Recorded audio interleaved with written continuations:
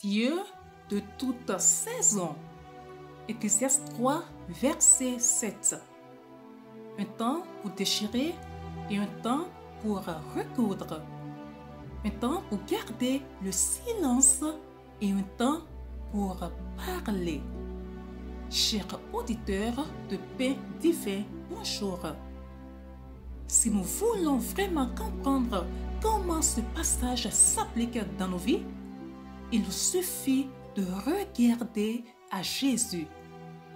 Nous pourrions dire que chaque temps et chaque saison ont été accomplis par lui comme il se devait. Un temps pour naître? Oui, au temps marqué par Dieu. Un temps pour mourir? Oui, au moment opportun. Un temps pour tuer ou pour démolir? Oui, il fallait s'attaquer au mauvais climat de croyances erronées.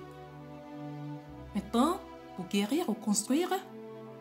Oui, et aujourd'hui encore, il guérit et construit. De plus, il a dispersé et rassemblé, embrassé et délaissé, déchiré et réparé. Il a gardé le silence et a parlé sans détour. Il a aimé l'homme et haï le péché. Il fait toujours les deux.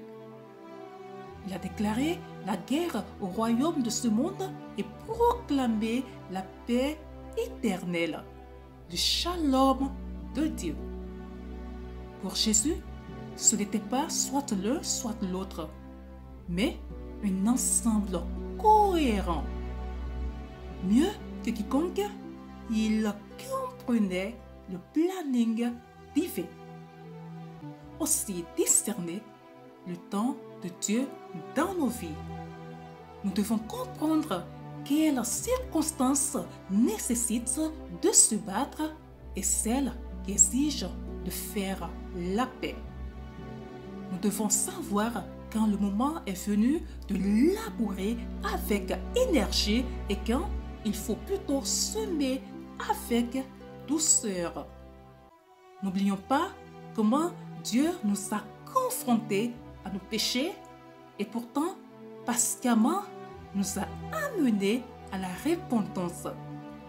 Il a un temps pour l'opposition la plus ferme et l'encouragement le plus humble.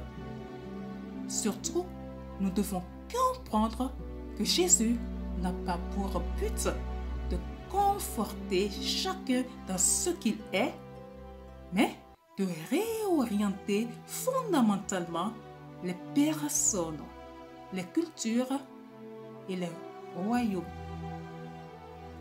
Nous devons nous souvenir que la nouvelle création ne peut coexister avec l'ancienne.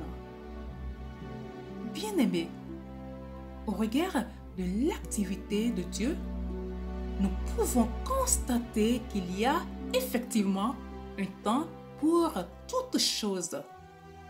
Dieu est venu habiter ce monde jadis parfait, mais aujourd'hui rebelle, avec un plan pour arracher et planter, pour tuer et faire naître, pour entrer en guerre et instaurer la paix. Bénis soient ceux qui comprennent l'action divine et qui s'intègrent dans ce plan. Très bonne méditation à vous. Shalom!